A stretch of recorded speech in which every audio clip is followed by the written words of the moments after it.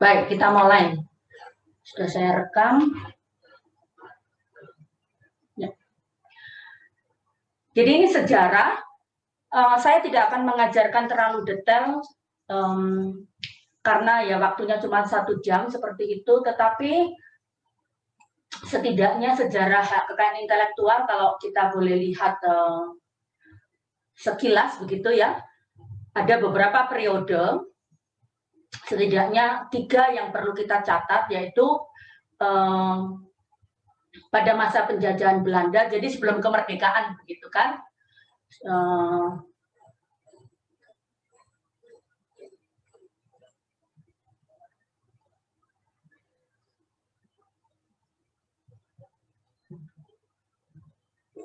Jadi apa?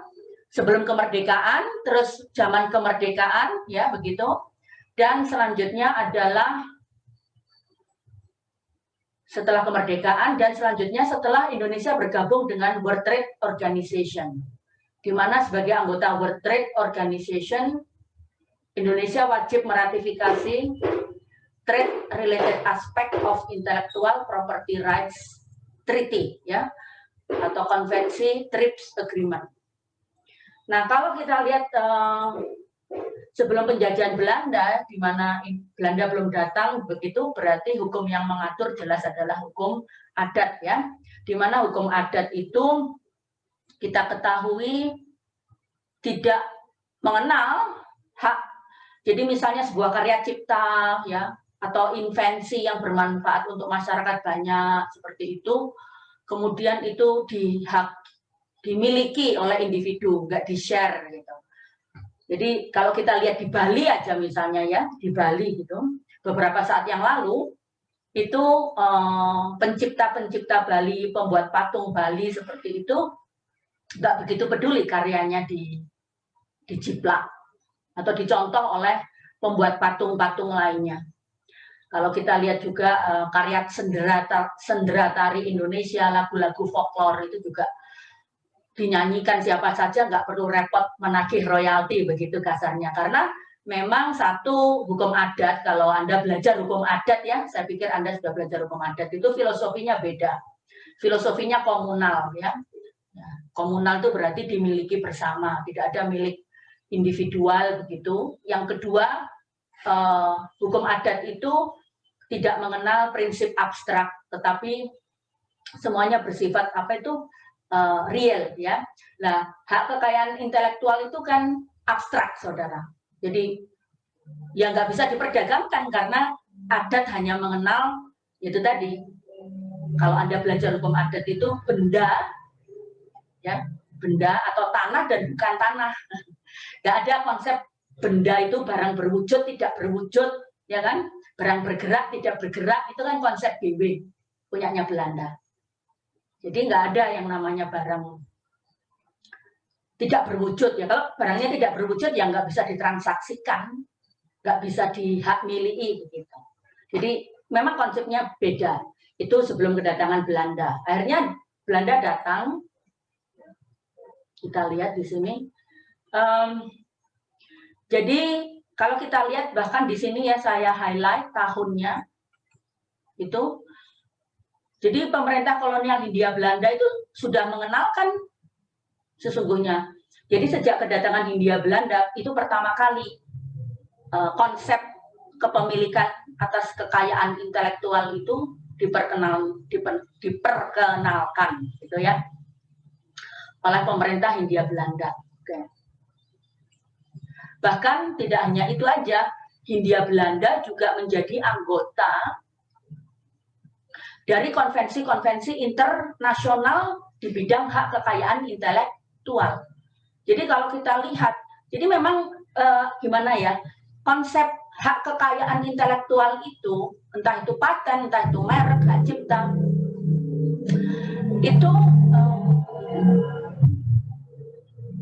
itu sudah lama dikenal di Eropa.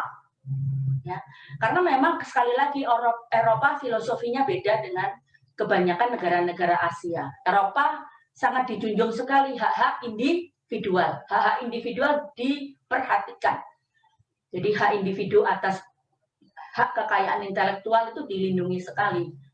Walaupun itu penting, misalnya sebuah buku atau sebuah invensi, ya, itu penting untuk masyarakat.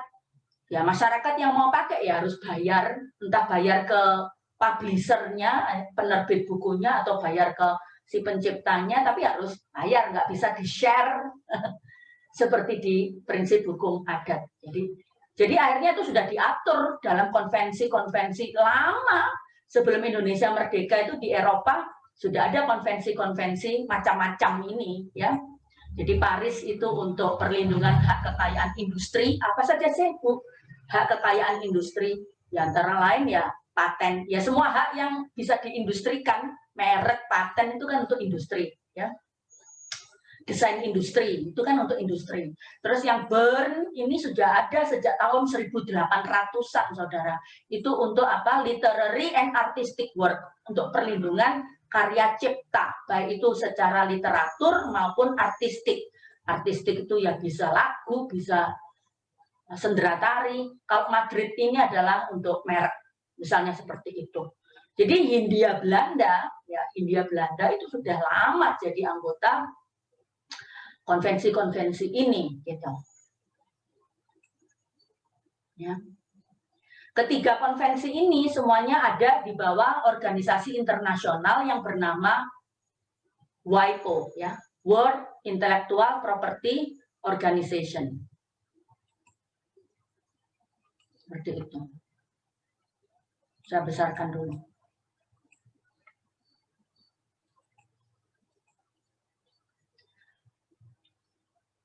Nah,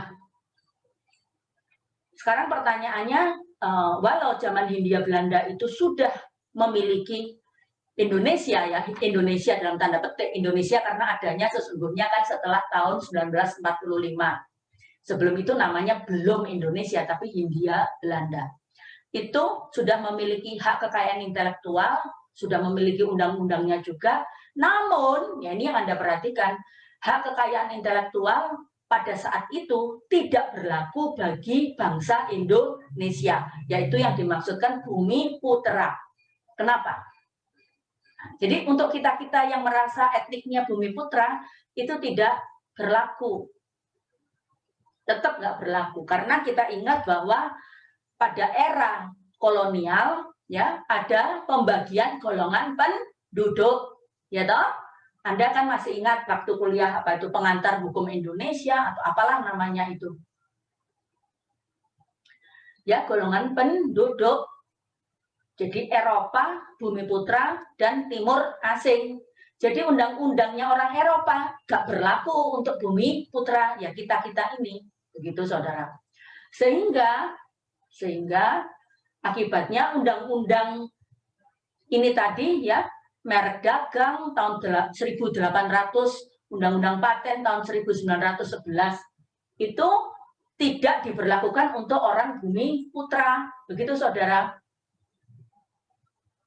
Jadi untuk orang Bumi Putra ya nggak ada yang namanya perlindungan hak cipta, sehingga yang namanya misalnya pelukis dari Bali atau pembuat patung dari mana Madura misalnya ya tetap nggak dilindungi hak kekayaan intelektualnya, ngerti? Karena untuk mereka undang-undang hak kekayaan intelektual tidak diberlakukan karena adanya pembagian golongan penduduk dan pembagian hukum. Nah, sekarang masuk kemerdekaan. Setelah itu, justru setelah merdeka, Indonesia merdeka, malah undang-undang Belanda tadi ya, 3 undang-undang Belanda tadi di atas, itu malah menjadi berlaku. Justru karena merdeka, gitu loh. Setelah Indonesia menjadi Republik Indonesia. Sebabnya kenapa? 1, pembagian golongan penduduk dan pembagian golongan hukum, yaitu yang diatur dalam Indische Staatsregeling itu dihapuskan. Jadi sudah tidak ada lagi pembagian golongan penduduk, ya kan? Kita semua menjadi WNI, apapun ras kita. Selanjutnya ada aturan peralihan, oke? Aturan peralihan masih ingat ya? Aturan peralihannya apa? Undang-undang dasar. Jadi segala peraturan perundangan yang ada, berarti yang maksudnya ex-kolonial, masih tetap berlaku. Selama belum diadakan yang baru menurut Undang-Undang Dasar ini. Itulah yang menjadi dasar hukum sekian banyak undang-undang kolonial, walaupun itu sesungguhnya tidak ada maksud diberlakukan untuk kita oleh orang Belanda, itu berlaku sampai detik ini.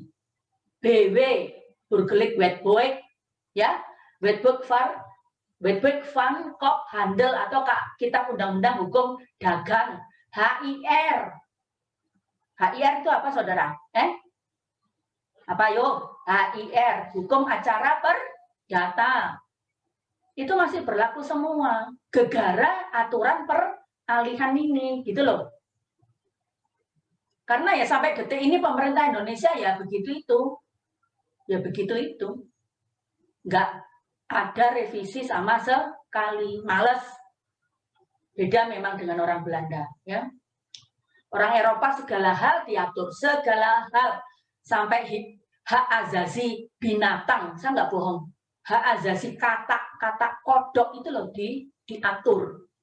Waktu mereka membangun, misalnya membangun komplek perumahan, karena saya tahu sendiri waktu kuliah di Australia, membangun kompleks Olimpiade, kan Australia mau mengadakan Olimpiade tahun 2000, ya tahun 2000 dulu itu. Nah di stadion itu ada habitat kodok, kataknya. Oh, rame, akhirnya harus ada undang-undang untuk melindungi katak, ya habitat katak itu.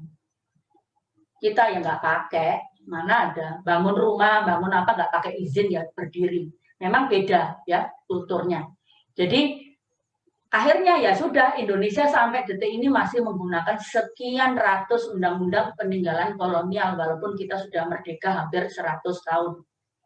Seperti itu. Itu permasalahannya. Termasuk segala undang-undang terkait hak kekayaan intelektual. Jadi awalnya undang-undang kekayaan intelektual itu yang tidak dimaksudkan untuk pemerintah, untuk kita, justru setelah merdeka malah jadi berlaku. Ngerti ya? Itu. Selanjutnya,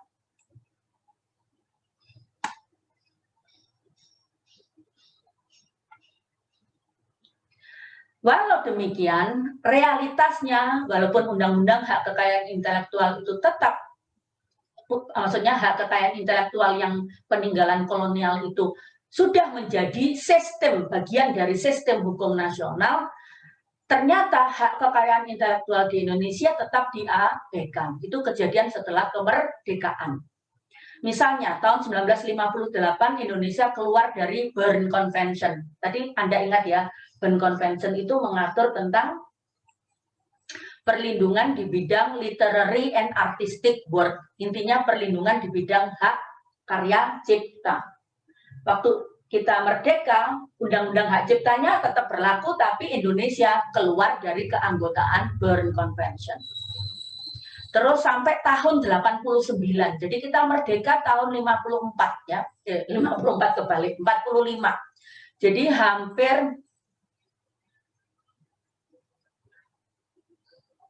45 tahun itu pemerintah Indonesia tidak pernah menerbitkan hak paten. Sampai seperti itu. Tidak pernah. 45 tahun Indonesia merdeka, tidak ada satupun hak paten yang diterbitkan oleh pemerintah Indonesia. Undang-undang paten Belanda nggak dihapus, ya, tapi pemerintah Indonesia juga nggak menerbitkan hak paten. Ini menunjukkan betapa pemerintah Indonesia itu setelah kemerdekaan tidak menganggap penting yang namanya perlindungan hak kekayaan intelektual. Begitu, contohnya seperti itu. Bahkan pada era Orde Baru itu Anda belum lahir, saya yakin ya. Itu zamannya Presiden kedua Indonesia, yaitu Presiden Jenderal Soeharto. Justru untuk mendorong pertumbuhan industri Indonesia, justru malah pembajakan itu dilakukan sebesar-besarnya. Jadi dulu Anda belum lahir ya, itu kita kalau mendengarkan musik kan lewat kaset. Kalau sekarang mah sudah ada Spotify dan lain, nggak perlu kaset seperti itu. Ya. Jadi zaman Bu Afifah kuliah dulu, taunya industri musik itu ya lewat kaset. Itu sebagai salah satu contoh lagu-lagunya Michael Jackson, lagu-lagu penyanyi Amerika, terus film-film video begitu ya, itu justru dibajak rame-rame oleh para orang Indonesia. Udah dibajak, bajakannya diekspor ke Timur Tengah. Devisa sangat besar sekali, saudara. Devisa. Devisa dari mana? Dari hasil bajakan. Mendorong pertumbuhan industri di era Orde Baru. Jadi seperti itu latar belakang hak kekayaan intelektual. Akhirnya tidak hanya di bidang hak cipta, ya seperti lagu, video, seperti itu. Bahkan merek. Jadi kalau kita keluar negeri jalan-jalan gitu ya, zamannya tahun 80-an itu, wah sangat banyak kita menemukan jeans ya, merek Levi's. Murah, heran kok bisa harganya murah. Ternyata yaitu bajakan. Jadi dibuatnya di pabrik-pabrik garment Indonesia, dibajak pakai mereknya orang Amerika, mereknya orang Itali, begitu. Diekspor ke luar negeri, devisa. Jadi Indonesia mendorong pertumbuhan industri berdasarkan yang saya highlight ini. Produk yang murah karena bajakan. Nggak perlu repot-repot investasi, nggak perlu repot-repot mikir, ya tinggal bajak, diekspor, dapat devisa. Itu ceritanya. Jadi nggak ada undang-undang hak cipta seperti itu. Undang-undang hak cipta ada tapi tidak dilaksanakan. Undang-undang merek ada tidak dilaksanakan dan seterusnya. Nah, akhirnya apa yang terjadi? Ya, negara barat atau negara industri maju seperti Jepang, walaupun bukan negara barat, tapi Jepang kan industri maju, menderita defisit neraca perdagangan. Karena apa? Produk-produk dari negara tersebut kalah oleh produk murah dari negara berkembang yang dibuat dengan membajak dan melanggar hak kekayaan intelektual. Contohnya seperti software komputer, ya, film, obat, arloji, aksesori, kaset tadi. Akhirnya apa yang terjadi? Negara industri maju mulai menuntut bahwa untuk bisa melakukan perdagangan internasional, maka semua negara di dunia ini, terutama dimotori Amerika Serikat. Jadi menuntut supaya negara-negara yang akan melakukan perdagangan internasional dengan Amerika Serikat, atau saya singkat AMRIK ya, AMRIK itu harus melindungi lebih dulu hak kekayaan intelektual warga negara AMRIK.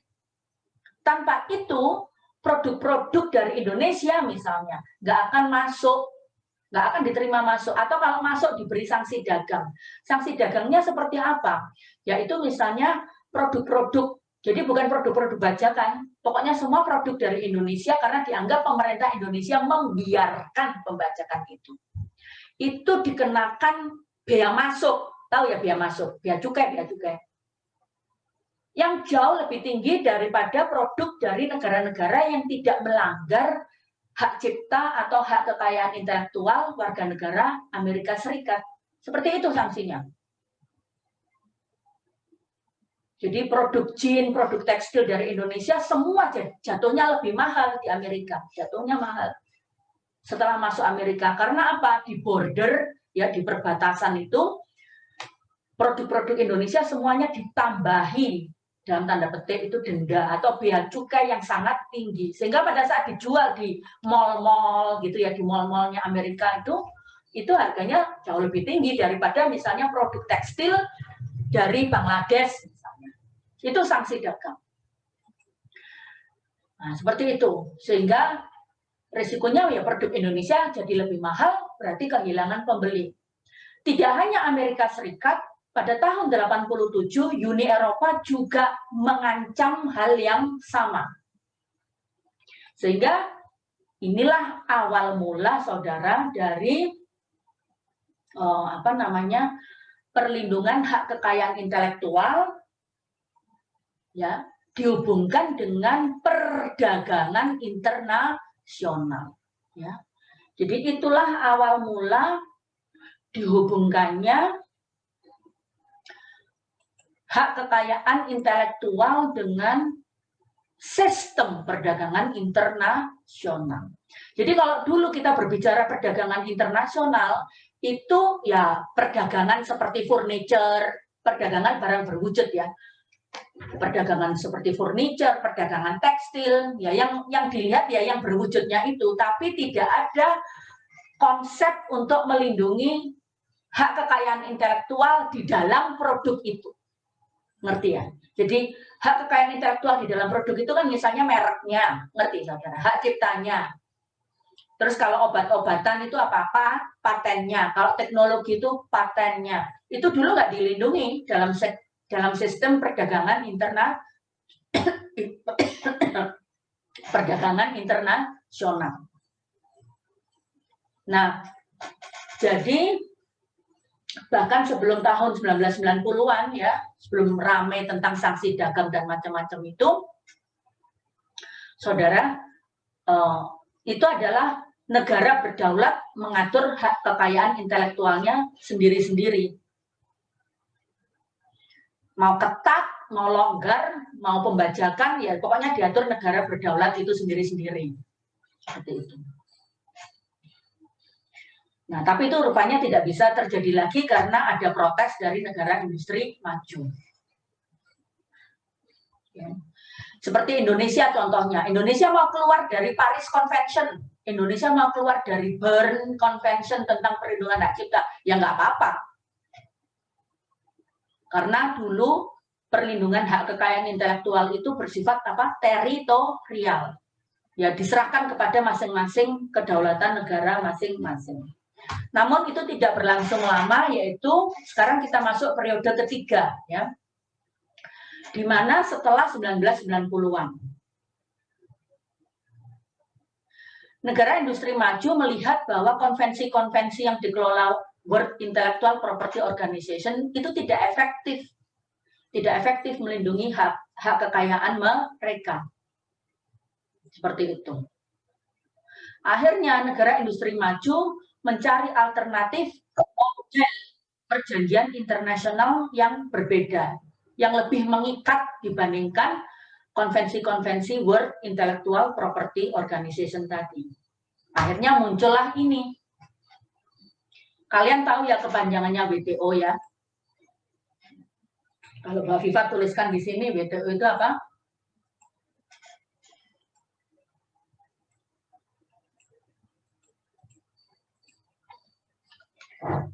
World Trade Organization.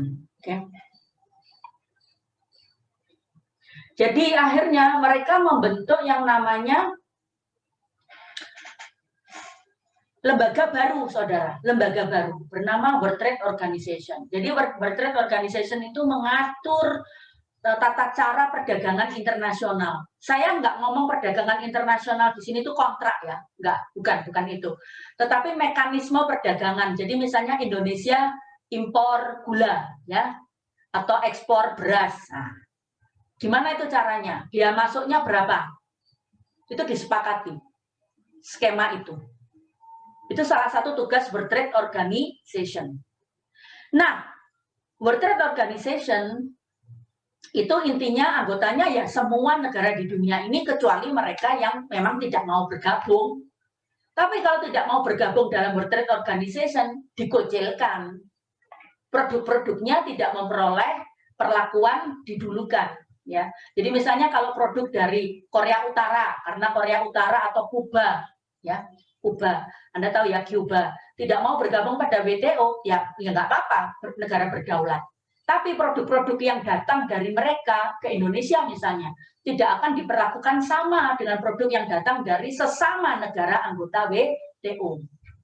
Jadi misalnya diberi bea cukai setinggi langit, atau tidak boleh masuk, di kuota, dibatasi.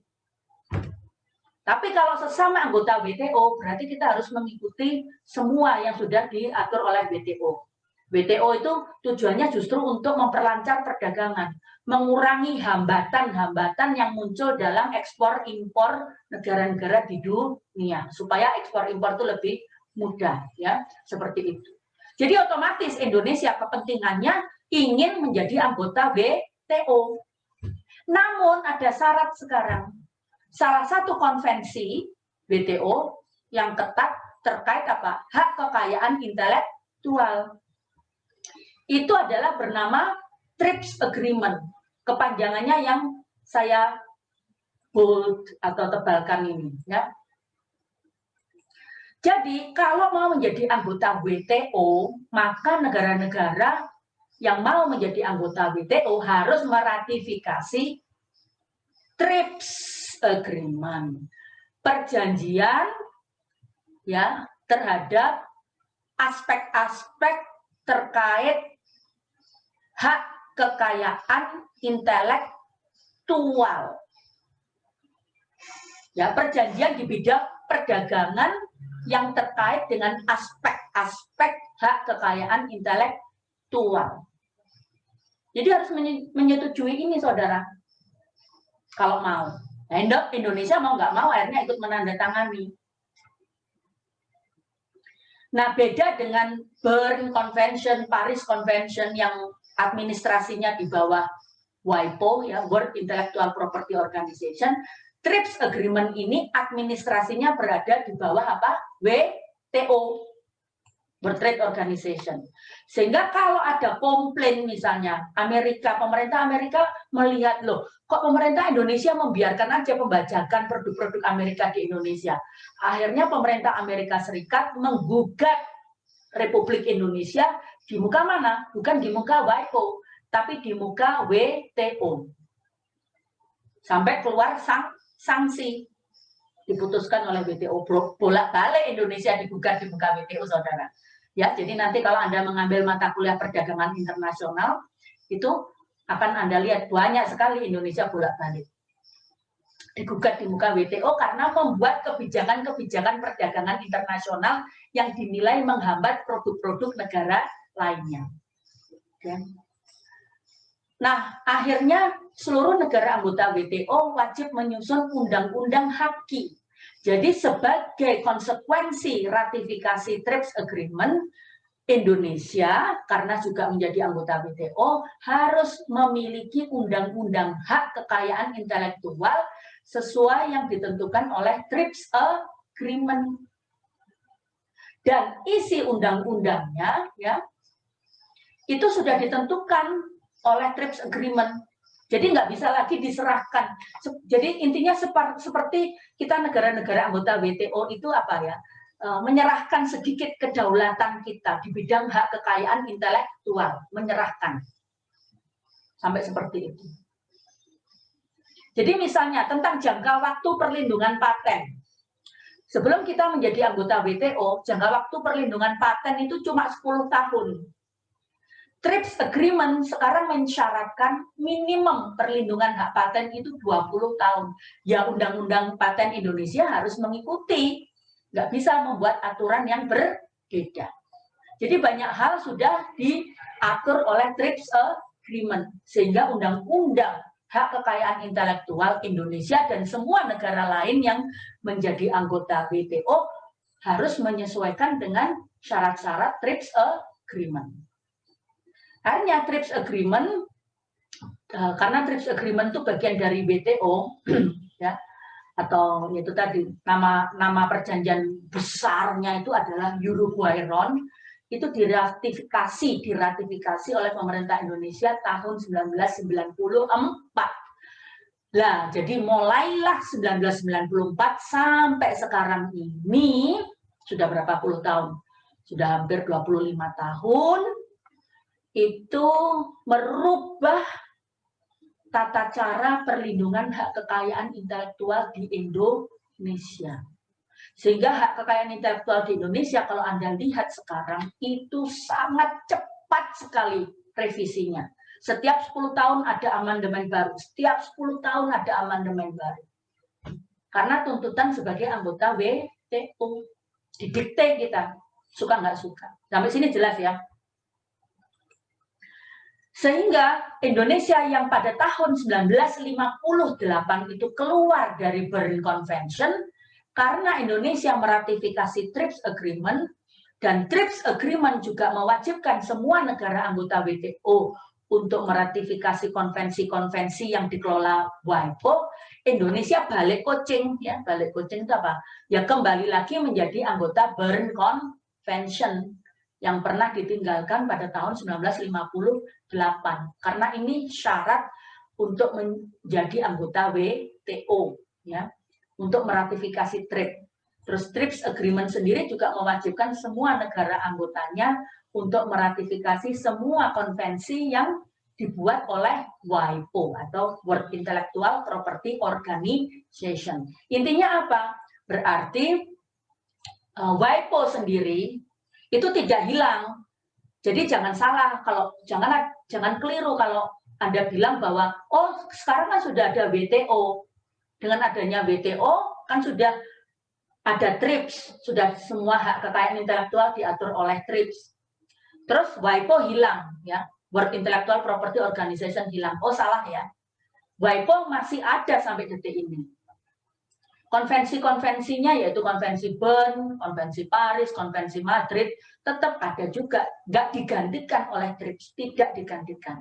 Justru TRIPS mensyaratkan semua negara anggota WTO meratifikasi konvensi-konvensi yang dibuat oleh WIPO. Jadi WIPO tetap eksis tapi khusus untuk hak kekayaan intelektual. Kalau WTO itu mengurus tentang kebijakan perdagangan internasional, salah satunya adalah perdagangan yang terkait dengan hak kekayaan intelektual. Ya, jadi dewasa ini perdagangan itu bukan lagi hal tradisional seperti meja, kursi, tekstil, tapi perdagangan yang di dalamnya ada muatan kekayaan intelektual. Ya, misalnya sekarang kita heboh tentang vaksin, ya, perdagangan vaksin misalnya. Di dalam vaksin itu ada hak kekayaan intelektual kan, yaitu misalnya paten. Nah, itu yang diatur oleh WTO itu yang itu gitu loh. Ngerti ya, saudara? Jadi pemerintah Indonesia juga harus melindungi paten dari negara paten dari vaksin-vaksin yang dijual di Indonesia. Tidak boleh dibajak seenaknya, dengan konsekuensi Indonesia akan memperoleh sanksi dagang. Jadi saya harap di sini Anda mengerti, nanti silakan baca ulang ya slide saya itu. Gimana hubungan antara hak kekayaan intelektual dengan perdagangan internasional ya. Urut-urutan peristiwanya kurang lebih seperti itu. Jadi kalau kita sudah membahas ini semua, Anda tahu gimana perkembangan hak kekayaan intelektual di Indonesia mulai sebelum penjajahan, kemudian pada saat penjajahan kolonial, ya itu tadi sudah saya jelaskan. Setelah itu masuk kemerdekaan dan setelah Indonesia menjadi anggota World Trade Organization. Jadi nanti kalau Bu Afifah tanya, misalnya ujiannya jelaskan bagaimana perkembangan hak kekayaan intelektual Indonesia dari masa ke masa, Anda bisa menjelaskan seperti itu. Oke, good. Next. Maaf ya, yang minggu lalu itu saya kosongkan karena waduh saya sudah nggak kuat ngajar. Jadi sekarang saya ngebut. Ini saya tutup ya. Sekarang ganti don't save. Oke. Sekarang ganti dasar hukum. Jadi baik mahasiswa, sekarang dasar hukum perlindungan hak kekayaan intelektual. Oke, yaitu tadi dasar hukumnya selain undang-undang yang banyak tadi, yang juga Anda bisa akses dengan mudah ya sekarang di mana? Unduhan. Jadi di unduhan ini misalnya Anda klik kompilasi peraturan perundangan. Nah, di websitenya Dirjen Hak Kekayaan Intelektual. Oke. Jadi di sini Anda bisa lihat. Anda mau akses, misalnya kita mau belajar paten kan minggu depan, nah, kita klik paten. Jadi Anda punya undang-undangnya. Ini yang undang-undang. Kalau Anda mau cari peraturan pemerintahnya, ya tinggal klik peraturan pemerintah yang di bidang apa? Di bidang paten. Enak kan? Nah, tinggal Anda download ya, seperti itu. Tuh, oke. Jadi kembali ke slide. peraturan perundangan, konvensi internasional yang sudah diratifikasi Indonesia, yang paling utama ya TRIPS dan berbagai konvensi dari World Intellectual Property Organization dan jurisprudensi. Baik, itu Anda baca sendiri. Selanjutnya, sekarang kita masuk paten. Kalau nggak nutut, nanti dilanjutkan minggu depan. Sehingga tugas Anda minggu depan adalah membaca paten, ya saudara. Membaca paten yang ada di website Bu Afifah. Sebentar, saya geser di sini. Ini hak paten. Kalau Anda klik di sini, di website Bu Afifah, ya.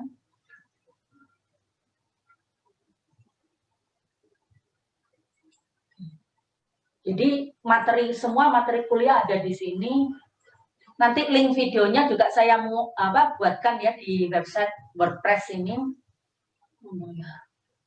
Mana tadi tempat chat ini? Ini ya. Anda isi presensi ya, jangan lupa. Nanti habis kuliah langsung saya tutup sampai gak bisa ngomong presensinya. Oke. Ini materi-materinya bisa Anda akses di sini. Aku tuliskan di kotak chat ya. Sekarang nggak bisa. Oke. Jadi paten. Minggu depan kalian baca sendiri ya. Jadi ngomong. Oke, sekarang paten. Jadi secara tradisional, saudara, saya besarkan dulu. Kurang 15 menit ya. Iya, harus ngebut. Bentar.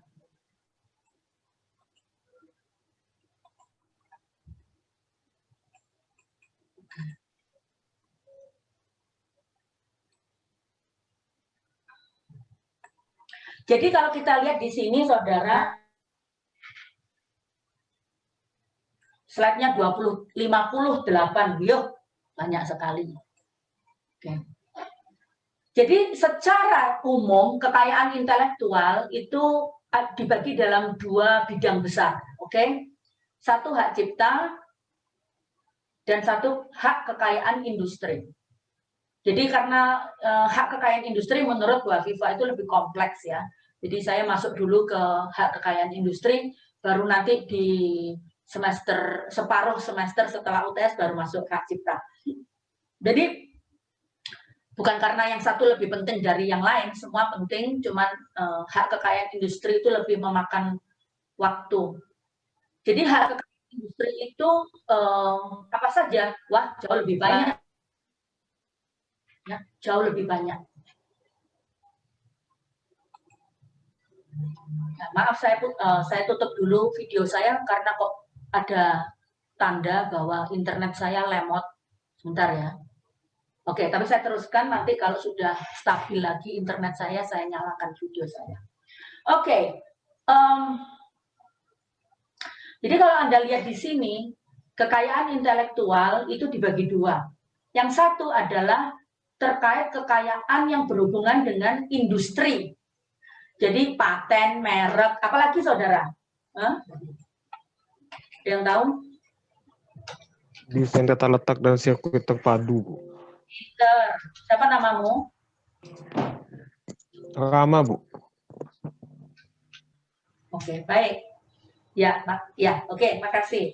Sirkuit terpadu, tata letak sirkuit terpadu. Karena apa? Ya, memang kalau kita lihat di sini, ini semua itu memang ada hubungannya dengan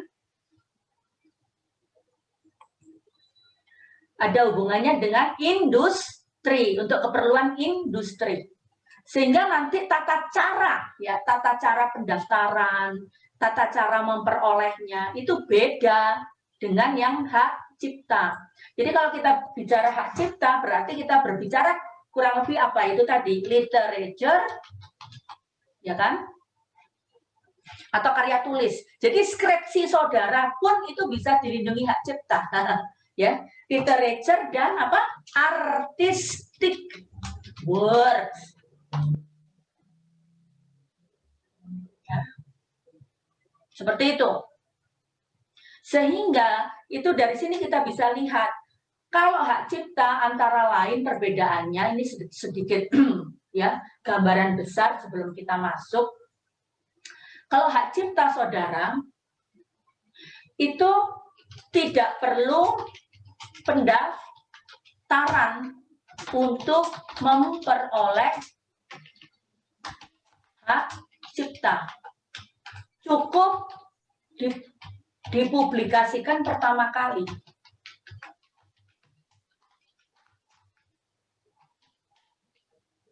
Jelas? Terus kalau kekayaan industri, ya paten, merek, desain industri, dan macam-macamnya itu beda. Untuk memperoleh haknya, ya, harus didaftarkan. Jadi pendaftar pertama yang memperoleh itu tadi paten, merek, desain, dan sebagainya.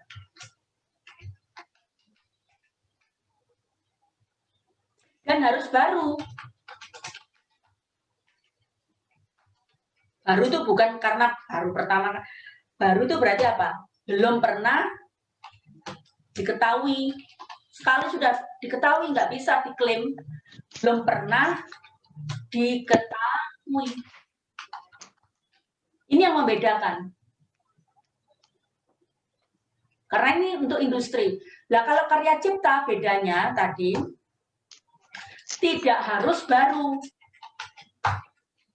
Loh, Bu, gimana, Bu? Nah, kalau ada syarat baru, skripsi Anda yang semua topiknya tentang karya lagu yang dibajak di Indonesia nggak dapat hak cipta semua. Jadi caranya untuk hak cipta itu tidak ada persyaratan baru, tidak ada persyaratan belum pernah diketahui sama sekali. Itu hanya ada di hak-hak yang di bawah kekayaan industri. Kalau hak cipta tidak harus baru, tapi hanya harus apa? Tapi harus original. Original. What does it mean original? Original itu berarti Anda jangan bajak gitu aja. Ngerti sih? Jangan plagiasi. Makanya sekarang repot, walaupun sekarang kan ada ketentuan skripsi harus melalui plagiasi. Paham nggak?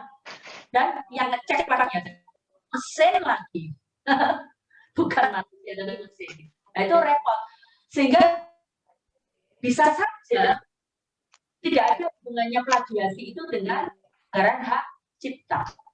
Kecuali yang menuduh Anda itu bisa membuktikan bahwa waktu Anda menulis skripsi, itu Anda copy paste. Nah, itu melanggar hak cipta karena tanpa izin.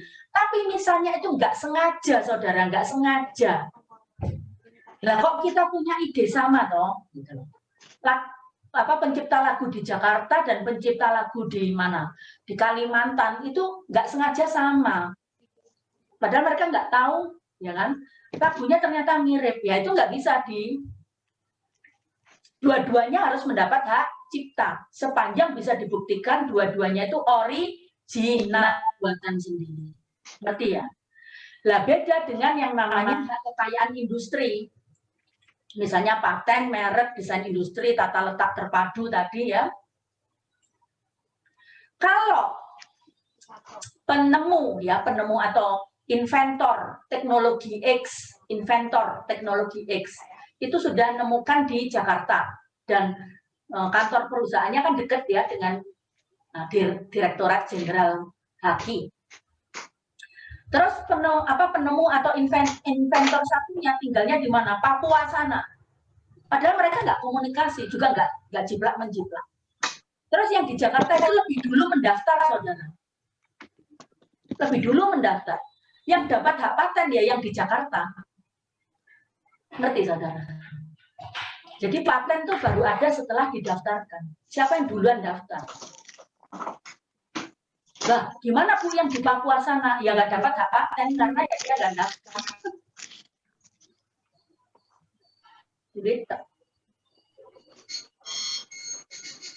Jadi munculnya hak kekayaan industri sekali lagi dari pendaftaran. Tapi kalau hak cipta cukup dari publikasi. Dan itu dilindungi sepanjang kalau hak cipta original, tidak ada syarat baru.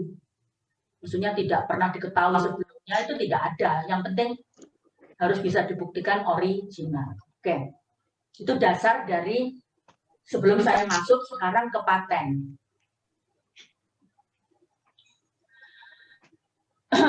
Jadi sistem paten, ya, saudara.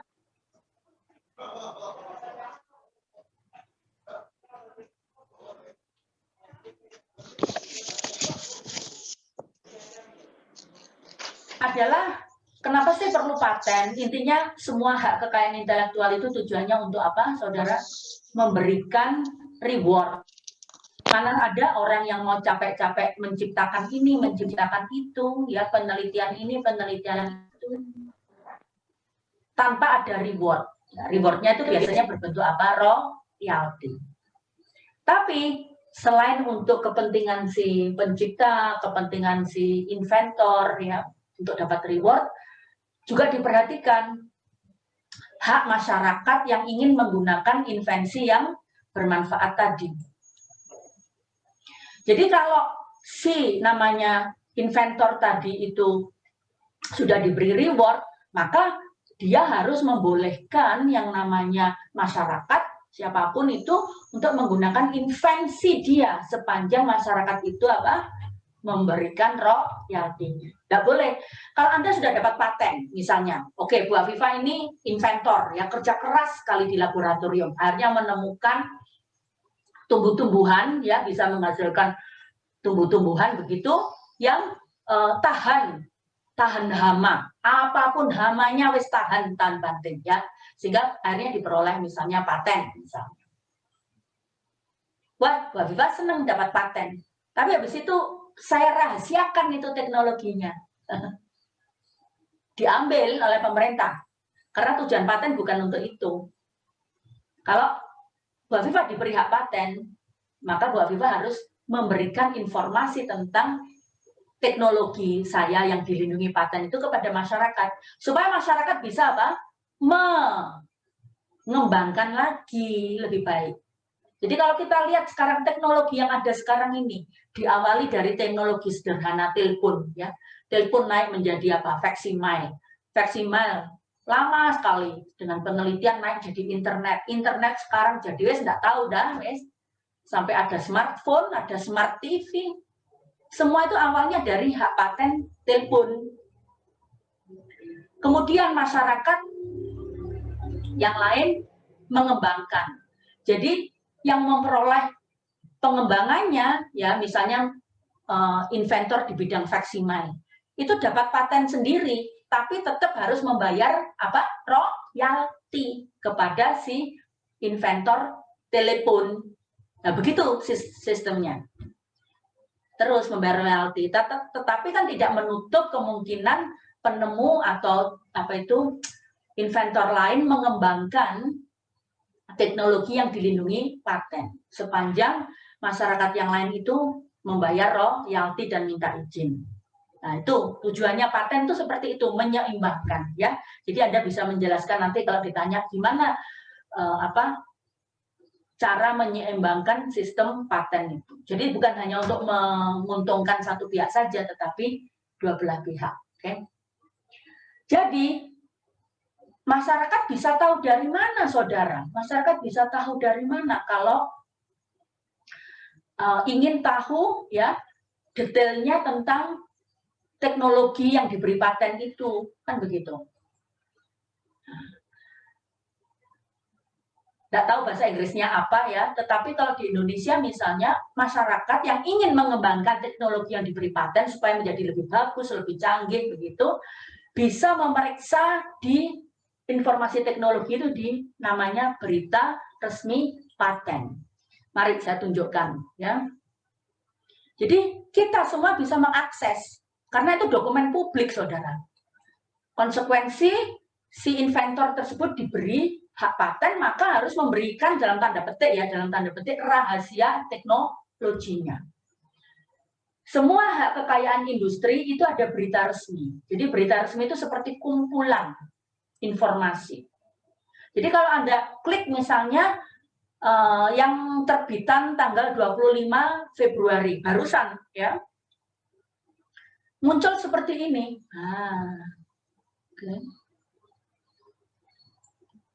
Seperti ini. Ya. Jadi misalnya ini, pemegang paten nggak tahu.